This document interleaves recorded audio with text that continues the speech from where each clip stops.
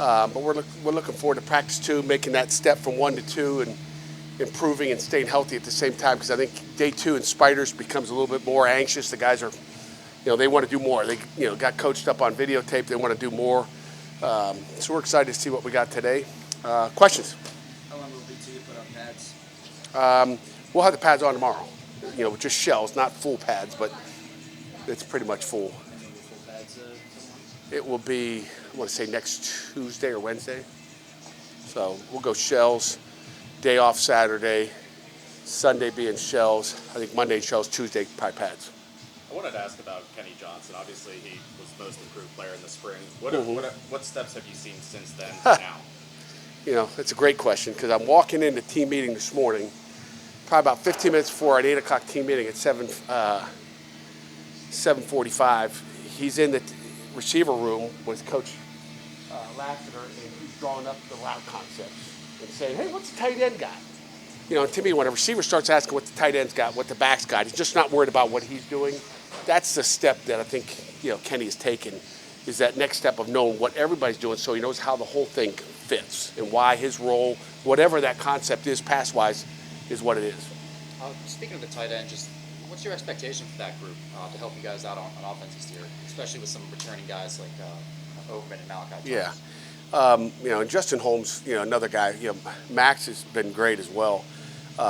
Great expectations, right? I mean, we need we need all 11 positions on offense and defense and special teams to be successful for us. So, we expect a lot of our tight ends. Jake's become a big-time leader for us.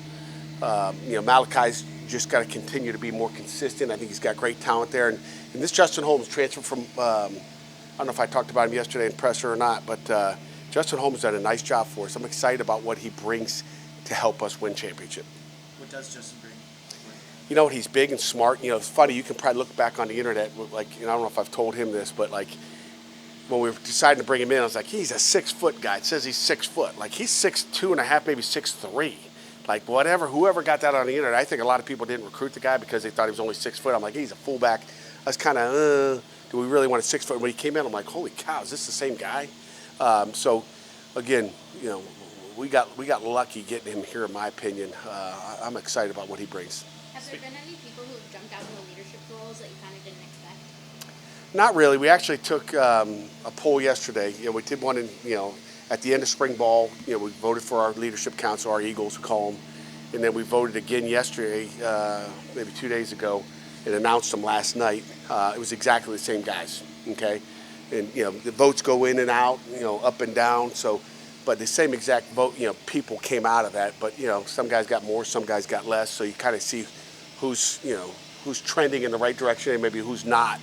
Whether it's, a guy that is the leader in votes for the senior class or a guy that's, has no votes. Did he have no votes and now he's got 3? Okay, he did something this spring. So those are all things I get a chance to gauge and look and see what, our team thinks of each other.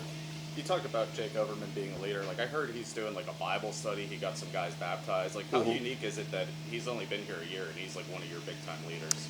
Yeah, it's really unique. But he steps up and talks every day, and it's not just in Bible study and getting guys baptized. It's everything. I mean, he's into it. It's his birthday today too, by the way, if you didn't know that.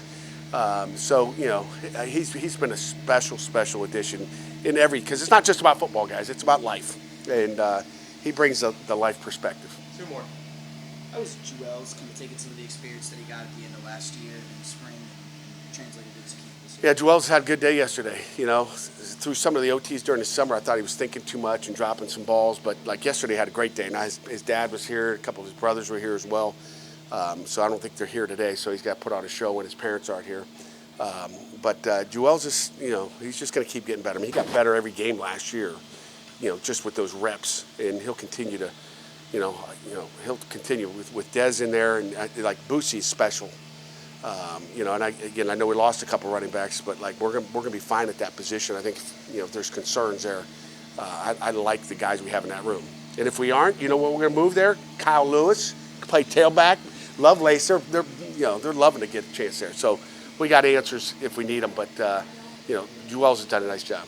Pat, when you bring in a transfer kicker up to the FBS, Is that position at all easier just to get a guy acclimated just by nature of if he can kick at Murray State, he can kick here? Or are there any nuances that maybe people don't think about to getting someone being a kicker acclimated? Yeah, I think, it's nice that he's kicked. Bringing a guy off the street, bringing a guy that's never kicked in a game, that's a problem. A guy that's kicked in a game, whether it's in front of 2,000 or 5,000, whatever it may be, but it's going to be a little different in Exeter Stadium. So that's going to be the big challenge is how does he adjust to ACC football? And really Sam for that matter as well. Both of them really, Sam hasn't kicked in games, and so that'll be the difference there.